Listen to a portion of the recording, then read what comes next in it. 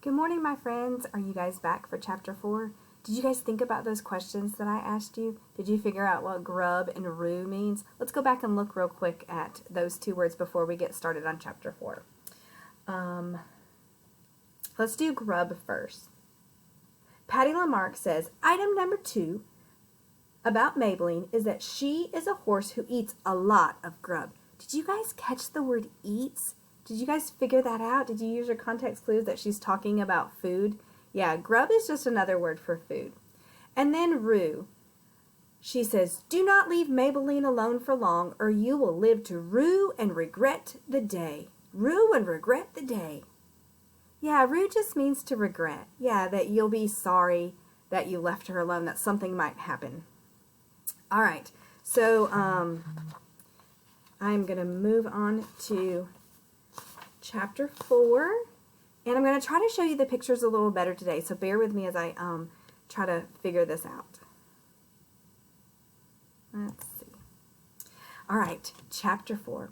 Leroy Ninker held on tight. He thought of more pretty words, and he said them. Sweetness, said the cowboy. Lovely, beloved. The horse went faster. Maybelline of my dreams, shouted Leroy Ninker. The world was a green and gold blur, and Leroy was happier than he had ever been in his life. Maybelline ran and ran and ran. The horse ran until the sun was low in the sky and the shadows were long and sad.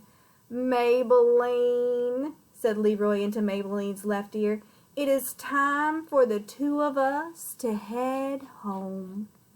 Maybelline nickered. She slowed down to a trot, and then she stopped entirely. Leroy Ninker slid forward in the saddle. Giddy up, my beautiful one, said Leroy. But Maybelline held still. Yippee-yi-yo, my beloved, said Leroy. We are homeward bound. Maybelline looked to the left, and then she looked to the right. She let out a long whinny. Oh, said Leroy, I get it. He slid off Maybelline's back, and he took hold of the reins. Come on, horse of my heart, he said. I will show you the way home.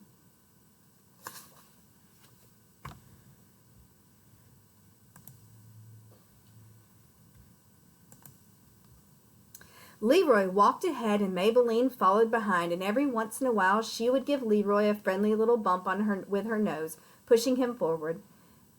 And in this way the cowboy and the horse made their way home through the deepening purple dusk. Home was the Garden Glen Apartments, Unit 12.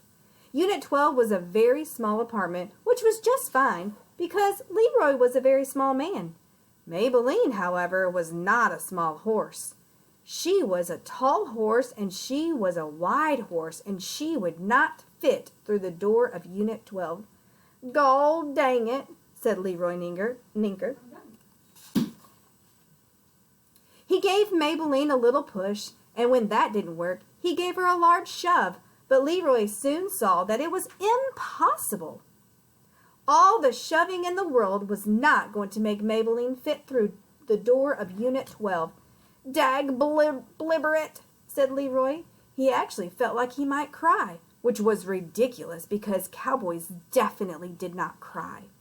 Leroy closed his eyes and Patty Lamarck's face floated into view. She opened her mouth and she said,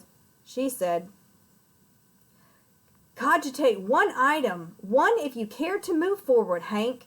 You got to compliment the heck out of her. Leroy opened his eyes. He cleared his throat and he said, Maybelline, you are the best squeeziest into a small spot horse that I have ever known. Maybelline twitched her ears to the left and to the right, and while the horse was busy savoring the compliment, Leroy gave her a hopeful shove. But Maybelline still wouldn't fit through the door. Flibber-gibber-it, said Leroy. He closed his eyes and conjured up Patty Lamarck's face again. He tried to remember the other items about Maybelline. He thought very hard.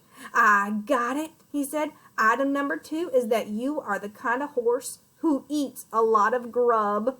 Leroy opened his eyes.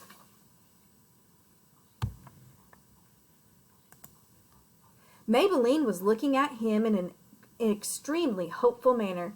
"Well, yippee-I-okay," said Leroy Ninker. "I will make us some food, and then we will deal with the too small door."